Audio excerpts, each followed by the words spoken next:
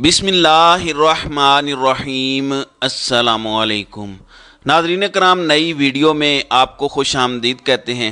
اس سے پہلے کہ میں آپ کو یہ مزید بتاؤں کہ یہ کرنے کیا جا رہے ہیں، کچھ بجٹ کے حوالے سے جو معلومات سامنے آئی ہیں، کابینہ نے کیا منظوری دی ہے۔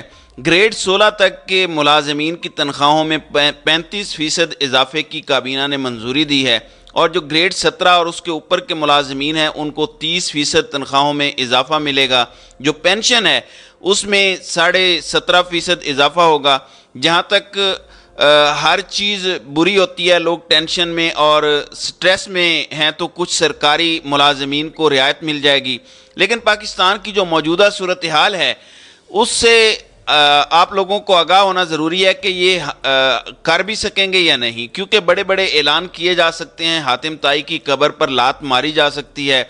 وفاقی حکومت کی کل آمدن سے 6,887 ارب، بجٹ جو دفاعی ہے وہ ہے 1,804 ارب، صرف سود کی ادائیگی 73.3 ارب ہوگی۔ یعنی یہ دو چیزیں سامنے رکھ لیں تو عوام کے لیے پیچھے کچھ نہیں بچتا، یعنی 7,303 ارب روپیہ آپ سود کی مد میں ادا کریں گے، اور 1,804 ارب آپ دفاعی بجٹ میں لگائیں گے، یہ ہو جائے گا 9,100 ارب سے کچھ اوپر۔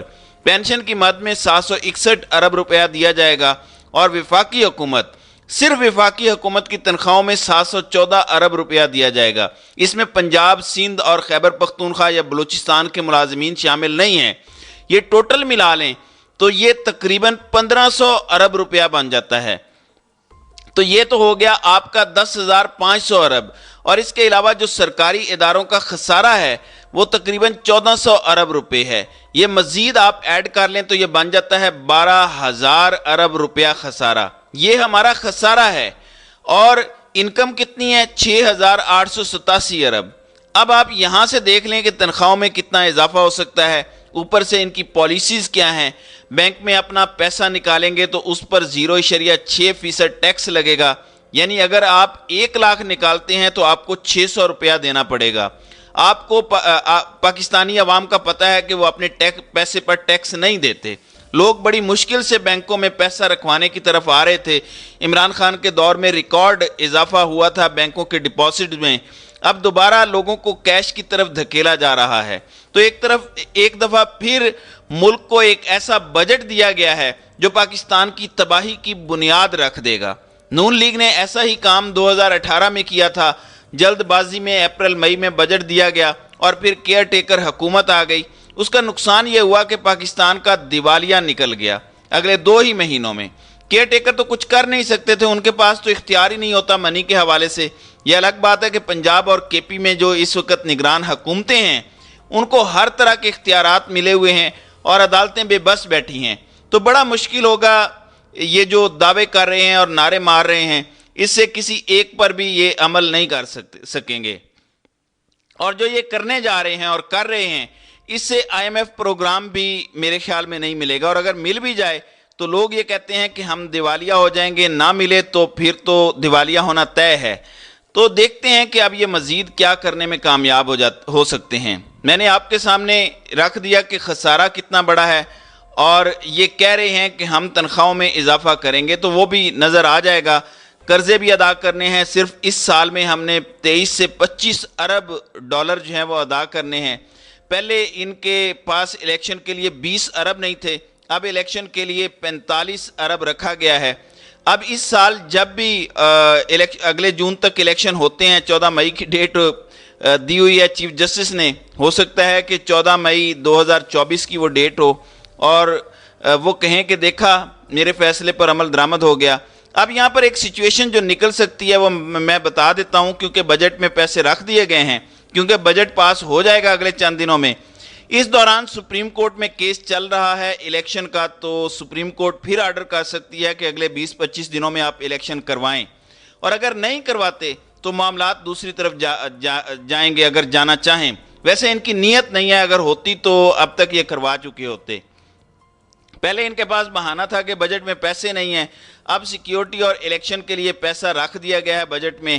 یہ جیسے ہی پاس ہوگا ان کا آخری بہانہ بھی ختم ہو جائے گا، اور اس کے بعد سپریم کورٹ کا فیصلہ جو بھی اگلا آتا ہے اس پر عمل درآمد کرنا پڑے گا۔ تو یہ تو ریویو پٹیشن ہے جو الیکشن کمیشن کی طرف سے دائر کی گئی ہے، اس کا فیصلہ ہونا ہے، تو ہمیں پتہ چل جائے گا کہ حالات کس طرف جانے ہیں۔ گو مجھے امید نہیں ہے سپریم کورٹ سے، کیونکہ وہ پوری طرح سے لیٹ گئی ہے اور ان کی اپنی کمزوریاں ہیں، ورنہ کوئی اس طرح لیٹتا نہیں ہے۔ اپنوں کی جان کو بھی خطرہ ہو سکتا ہے، لیکن چیف جسٹس اتنا طاقتور ضرور ہوتا ہے کہ وہ اپنی فیملی بچا سکتا ہے۔ دوسری جانب عمران خان کے خلاف جو یہ کیس بنا رہے ہیں، اب اس کے بعد دوسرا بندہ بھی سامنے آیا ہے جس کا بیان چلایا جا رہا ہے۔ اس نے کہا ہے کہ ساری پلاننگ زمان پارک میں جلاؤ گھراؤ کی ہوئی تھی، اور اس میں ڈاکٹر یاسمین راشد اور محمود الرشید وغیرہ کا وہ نام لے رہا ہے۔ اب میاں محمود الرشید کے داماد کو بھی لے گئے ہیں آرمی عدالت میں سزا کے لیے، انہیں 52 لوگوں میں شامل کر لیا ہے۔ پریشر یہ ڈالا جا رہا ہے کہ جو سیکنڈ ٹیئر لیڈرشپ ہے وہ عمران خان کے خلاف وعدہ معاف گواہ بن جائے اور یہ کہے کہ زمان پارک میں ہی پالیسی بنی تھی، ہمیں یہ آرڈر دیا گیا تھا کہ جب میں گرفتار ہو جاؤں تو آپ لوگوں نے اس طرح مارچ کرنا ہے، توڑ پھوڑ کرنی ہے، جلاؤ گھراؤ کرنا ہے، اس کی تیاری کی جا رہی ہے۔ دوسرا، ڈاکٹر معید پیرزادہ نے جو خدشہ ظاہر کیا ہے اپنی ویڈیو میں کہ جس طرح کوئٹہ کے مقدمے میں عمران خان کو نامزد کیا گیا کہ انہوں نے وکیل کو قتل کروا دیا ہے۔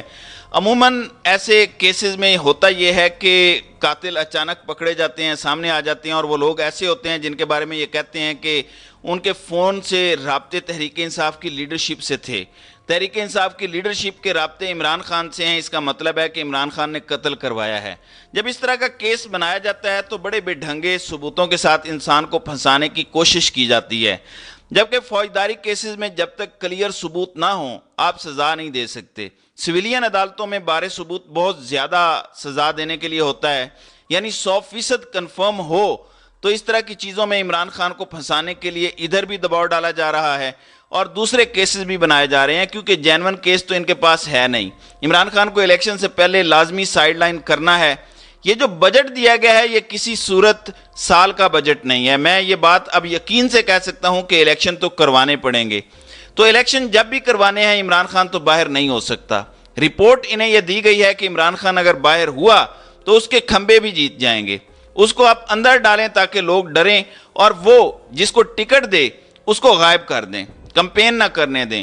الیکشن کمیشن میں اثر و رسوخ استعمال کریں گے جو ان کا اپنا ہے، کسی کے کاغذات تسلیم نہیں کریں گے، کسی کو کچھ ہوگا۔ کمزور سے کمزور پی ٹی آئی امیدوار چھوڑے جائیں گے، اگر بچتے بھی ہیں تو۔ پارٹی کو فارغ کرنا میرے خیال سے ناممکن ہے، تو اگر پابندی نہیں لگتی تو عمران خان ان کو سرپرائز کرے گا۔ اسی وجہ سے یہ الیکشن مزید ڈیلے کرنے کا سوچ رہے ہیں، لیکن مالی معاملات اجازت نہیں دے رہے۔ بجٹ جس طرح کا سامنے آ رہا ہے وہ بھی اجازت نہیں دے گا۔ اب یا تو آئی ایم ایف کا پروگرام بحال ہو جائے یا پھر یہ 5-6 مہینے، تو پھر یہ 5-6 مہینے نکال جائیں گے اسی طرح سے۔ لیکن اگر پروگرام بحال ہوتا ہے، نہیں ہوتا، تو ان کے پاس الیکشن کے علاوہ کوئی اور آپشن نہیں بچے گا، کیونکہ آئی ایم ایف پروگرام ختم ہو رہا ہے۔ نیا پروگرام تو کسی صورت آئی ایم ایف ان کے ساتھ ڈیل نہیں کرے گا، کیونکہ ان کو پتہ ہے کہ ان کے پاس وقت نہیں ہے۔ ان کی 12 اگست تک آخری تاریخ ہے، اس کے بعد ان کا کھیل تو ویسے ہی ختم ہو جانا ہے، تو اس لیے صورتحال ان کے لیے کوئی اتنی اچھی نہیں ہے کہ یہ بجٹ دے کے پورا سال چلا لیں۔ دیکھنا یہ ہے کہ آگے عمران خان کے لیے کیا ہے، اور اسی صورتحال کو سامنے رکھتے ہوئے جہانگیر ترین آج رات لندن روانہ ہو رہے ہیں، اور وہاں خبر یہ ہے کہ لندن کے ڈان سے ملیں گے۔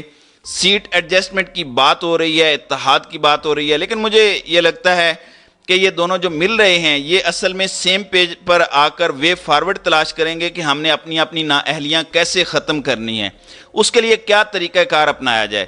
کیا الیکشن میں چلے جائیں، ایک پوری پارلیمنٹ آ جائے، وہاں سے آئینی ترمیم کروا لی جائے اور معاملہ ختم کر دیا جائے، یا پہلے ہی عدالتوں سے فیصلہ کروا لیا جائے، کیونکہ جب نئی پارلیمنٹ آ جائے گی تو کئی لوگ ہوں گے جو 2 سیٹوں سے جیتے ہوں گے، یا کسی سے استعفیٰ دلوا کر ان دونوں کو وہاں پر ایڈجسٹ کیا جا سکتا ہے۔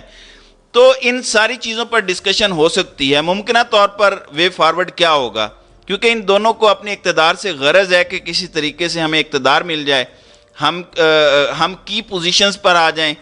نواز شریف کا بھی یہی مقصد ہے اور دوسرے صاحب کی بھی یہی خواہش ہے، گو کہ دونوں ردی کی ٹوکری میں جا چکے ہیں، دونوں کا کوئی سیاست میں مستقبل نہیں ہے، لیکن ظاہر ہے یہ خود کو طاقتور سمجھتے ہیں کیونکہ پیچھے طاقتور بیٹھے ہوئے ہیں، تو یوں لگتا ہے کہ جیسے ہم سب کچھ کر لیں گے، لیکن ایسا ہوتا مجھے دکھائی نہیں دے رہا۔ دیکھتے ہیں کہ ان کی ملاقات کا اب اگلا رزلٹ کیا نکلتا ہے۔ تو ناظرین کرام، آپ کی اس ویڈیو کے حوالے سے کیا رائے ہے؟ آپ اپنی رائے کا اظہار کامنٹ سیکشن میں ضرور کیجیے گا۔